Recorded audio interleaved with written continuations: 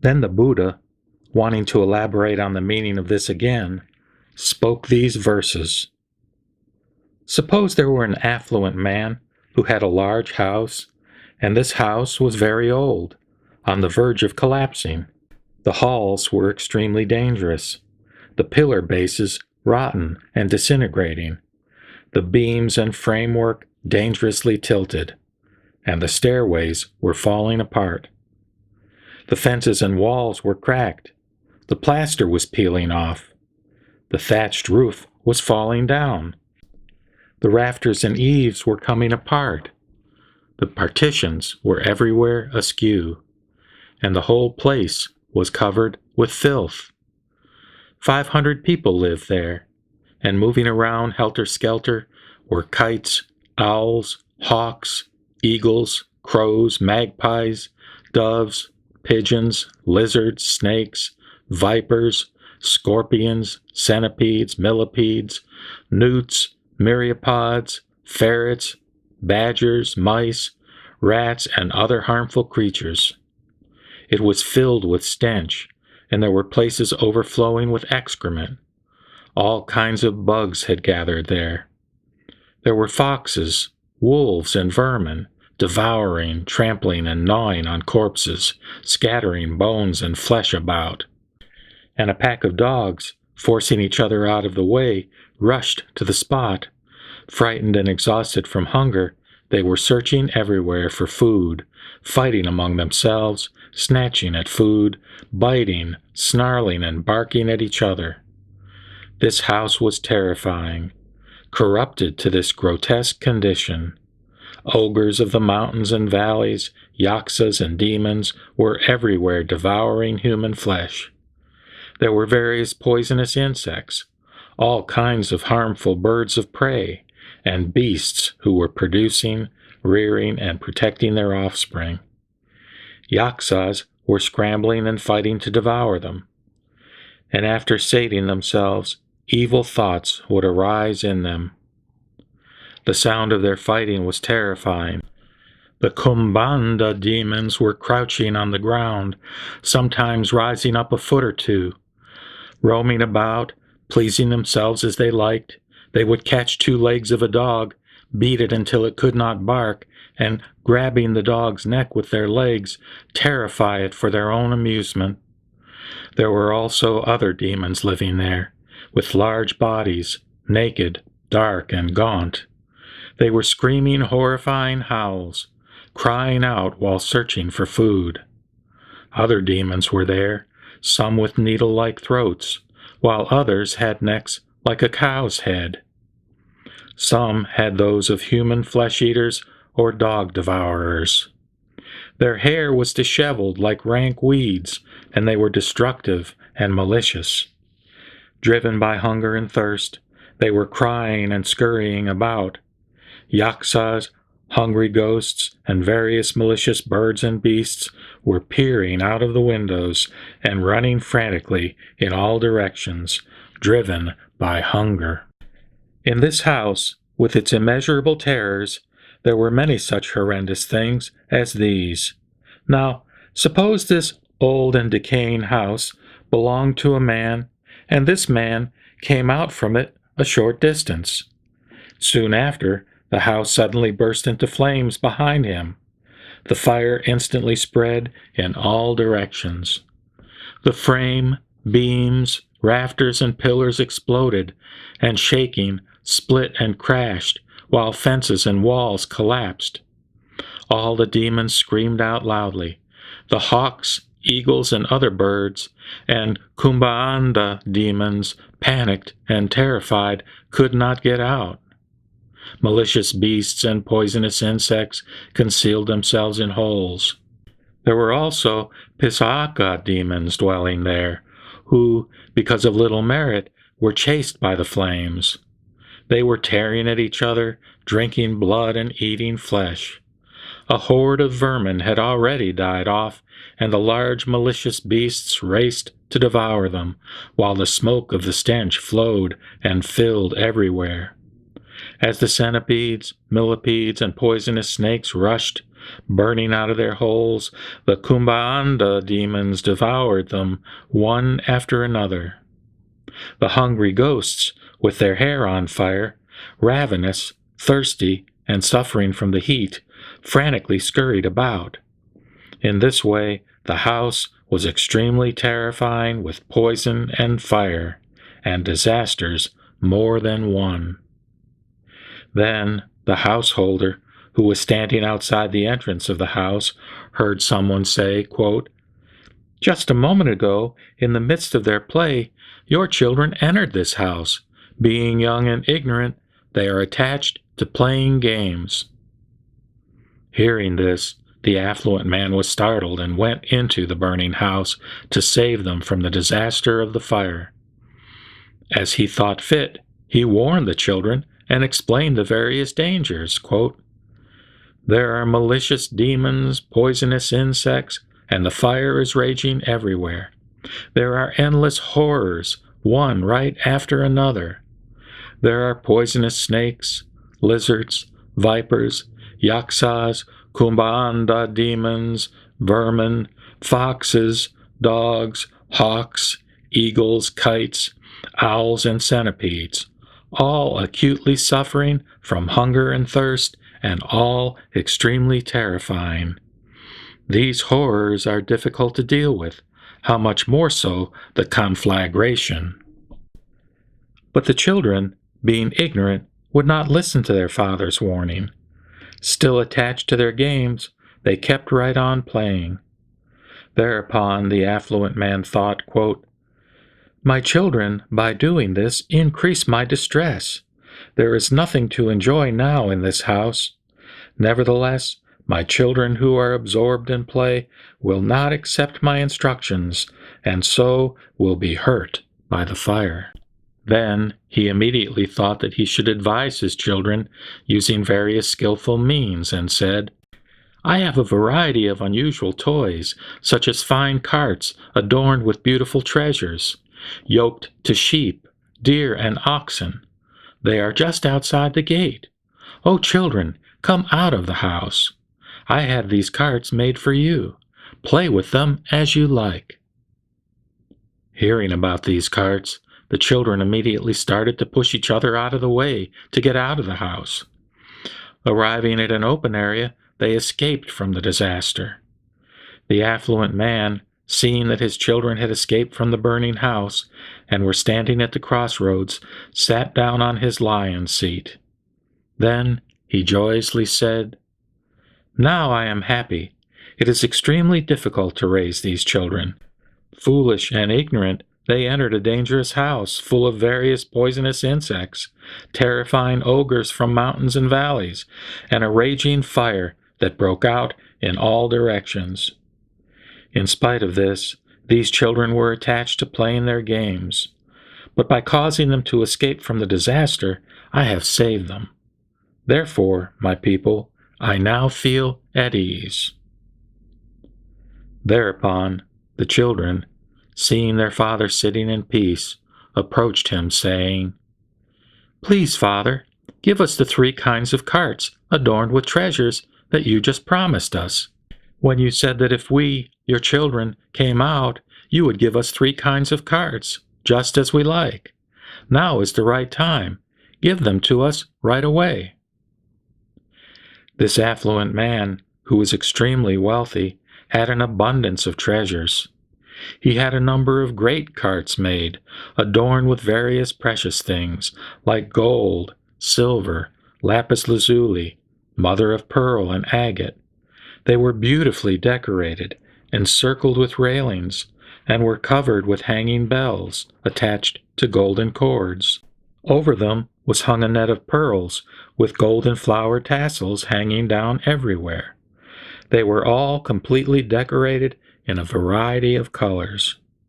The bedding was made of soft silk that was covered with an extremely fine carpet of spotless white, which cost thousands of kotis. There were large white oxen, healthy and powerful, with beautiful bodies, yoked to the jeweled carts, and they were guarded by many attendants. When they were given these fine carts, the children were joyful and excited. They got on the carts and drove delightedly all about. Amusing themselves in play, they mastered them without difficulties. The Buddha said to Sariputra, quote, "I am also like this. I am the father of the world, the best of the sages. All sentient beings are my children. They are deeply attached to worldly pleasures and have no wisdom. There is no peace in the triple world, just like in the burning house, which is full of various suffering and which is extremely terrifying. There are always the sufferings of birth, old age, illness, and death. Such fires as these burn endlessly. The Tathagata, who has already left the burning house of the triple world, lives in tranquility and dwells at ease in the forest. Now this triple world is my property, and the sentient beings in it are my children. There are now many dangers here, and I am the only one who can protect them. Although I give them advice, they do not accept it, because they are tainted with desires and have deep attachments. On this occasion, I teach the three vehicles, using skillful means. Realizing the sufferings of the triple world, I reveal and explain it to cause sentient beings to escape from the mundane path. If these children are resolute, they are endowed with the three knowledges and 6 transcendent powers.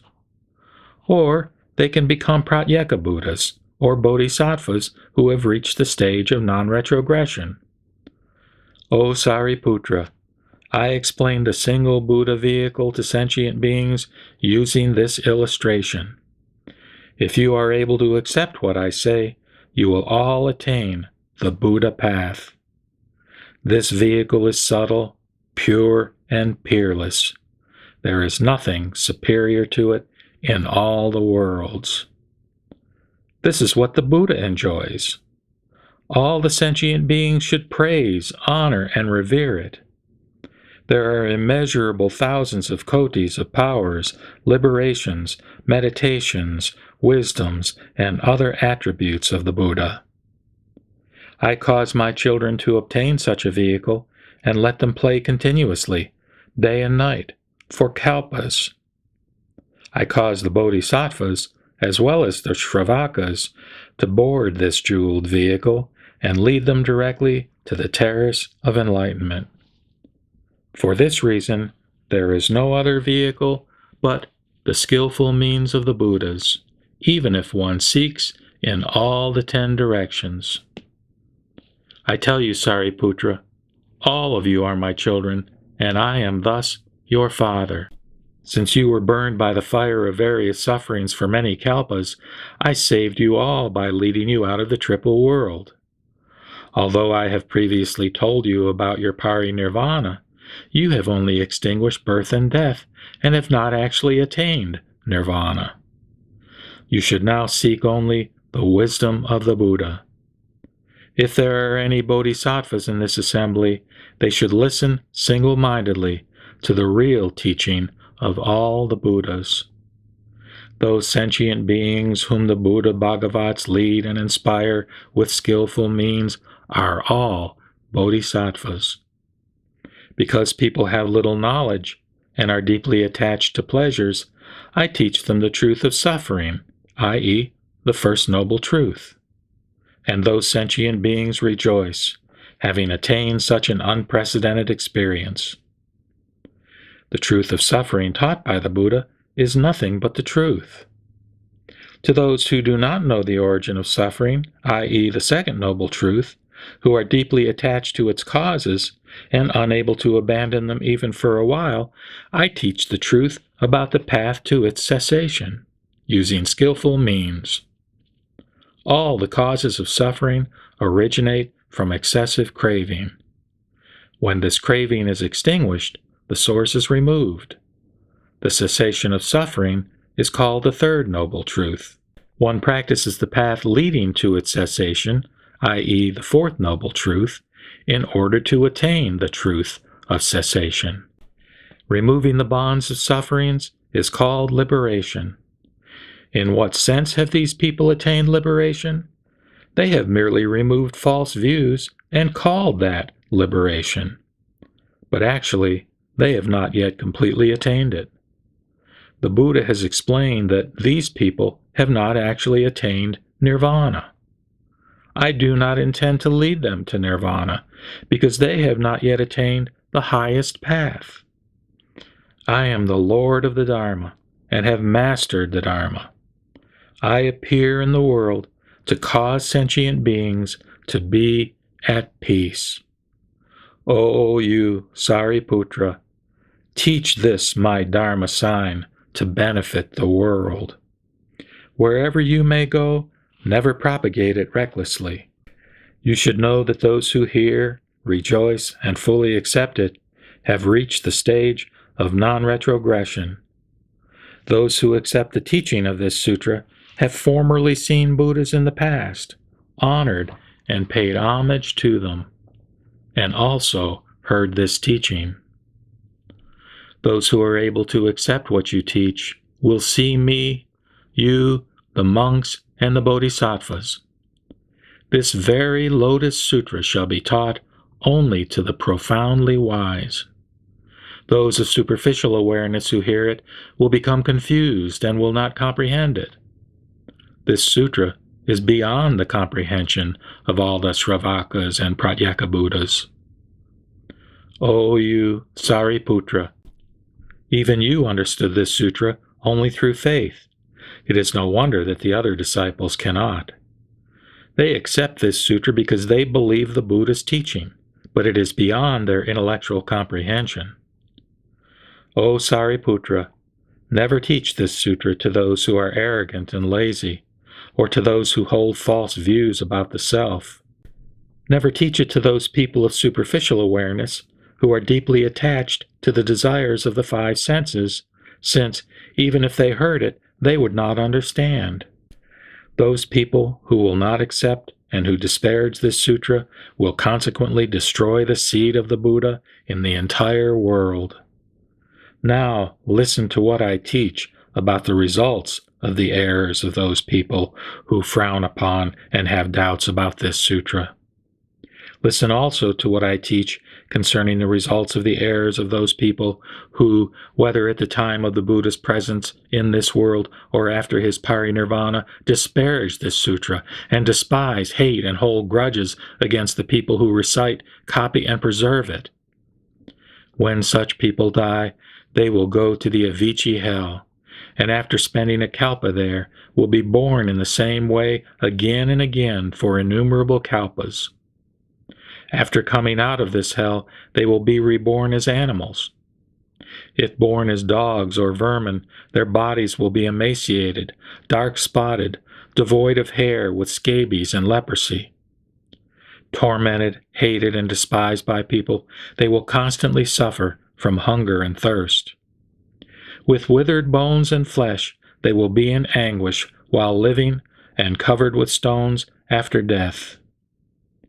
Because they destroyed the seed of the Buddha, they will suffer the consequences of their errors. If they are born as camels or mules, they will always have heavy burdens to carry. They will be whipped repeatedly and think of nothing but water and grass. It is because they disparage this sutra that they suffer the consequences of their errors in this way. If they are born as vermin and enter a village, children will beat them because they have scabies, leprosy, and perhaps a missing eye. At times, they will be tortured even to death. After dying, they will be reborn as giant snakes with great bodies as long as 500 yojanas. Deaf, dumb, legless, slithering on their bellies, eaten at by small insects, they will suffer day and night without respite. They suffer the consequences of their errors in this way, because they disparaged this sutra. If they are born as humans, they will have dull faculties, and be runts who twitch and are crippled, blind, deaf, and humpbacked. No matter what they may say, people will not believe them. Their breath will always be foul. They will be snatched at by demons. Being poor and degraded and enslaved by others, they will be emaciated from many illnesses and will have nowhere to turn. When they approach others, they will be disdained. Even if they manage to get something, they will immediately lose it. Even if they study medicine and cure themselves according to the correct method, they will suffer from other illnesses again and may even die. When they get sick, no one will tend to them, and even if they take the proper medicine, their pain will increase. Every hand will be turned against them, threatening them, pilfering and stealing from them. They will fall helplessly into this plight because of their transgressions. Such erring people will never see the Buddha, the King of Seers, preaching the Dharma and leading and inspiring people. Such people will always be born into difficult circumstances. Crazed, unheeding, and unthinking, they will never hear the teaching. They will be born deaf and dumb, with defective faculties, for as many immeasurable kalpas as the sands of the Ganges River. Though they will always find themselves in hell, they will feel as if they were playing in a pleasure garden. Although they are in other troubled states of being, they will feel as if they were in their own home. They will live among camels, mules, boars, and dogs. These are the results of their error in disparaging this sutra. If they are born as human beings, they will be deaf, blind, mute, impoverished, and decrepit. Such will be their adornments. They will have dropsy, gonorrhea, scabies, leprosy, and tumors. Such diseases as these will be their clothing. Their bodies will always be foul, filthy, and impure. Their deep attachment to false views about the self will cause their anger and passion to increase. Their sexual desires will be insatiable, with either birds or beasts as their objects. These are the results of their errors in disparaging this sutra. The Buddha said to Sariputra, quote, "If one were to explain the consequences of the errors of those who disparage this sutra, it would take more than a kalpa. For that reason, I am now telling you never to expound this sutra to those who have little wisdom. You should teach it only to those people of sharp faculties who are wise, learned, and understanding, who have good memories and erudition, and are seeking the Buddha path. You should teach it to those who have seen hundreds of thousands of kotis of Buddhas, who have planted good roots and are resolute. Teach it to those who strive, always practice compassion, and give unsparingly of their bodies and lives. You should teach it to those who are respectful and devoid of hypocrisy, who are living alone in mountains and valleys away from fools. O Sariputra, you should teach it to those who have left their bad companions and made friends with virtuous people. Teach it to the heirs of the Buddha who have good conduct, are as pure as jewels, and who are seeking the Mahayana Sutras. You should teach it to those who are free of anger, honest, flexible, always sympathetic to everyone, and who honor all the Buddhas. Teach it to the heirs of the Buddha in the great assembly who have pure thoughts and who teach the Dharma without doubts, using various reasonings, illustrations, and explanations. You should teach it to those monks who, always and everywhere in search of the Dharma, seek the Omniscient One, to whom they joyfully press their palms together, touch their heads, and preserve only the Mahayana Sutras with pleasure, who never preserve even a single verse of any other sutra.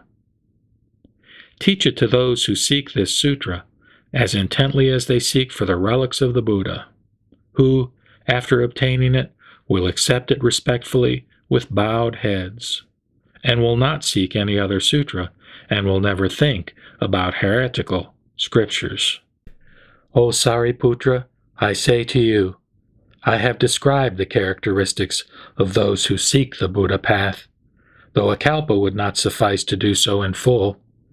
You should teach the Lotus Sutra to those who are able to accept it.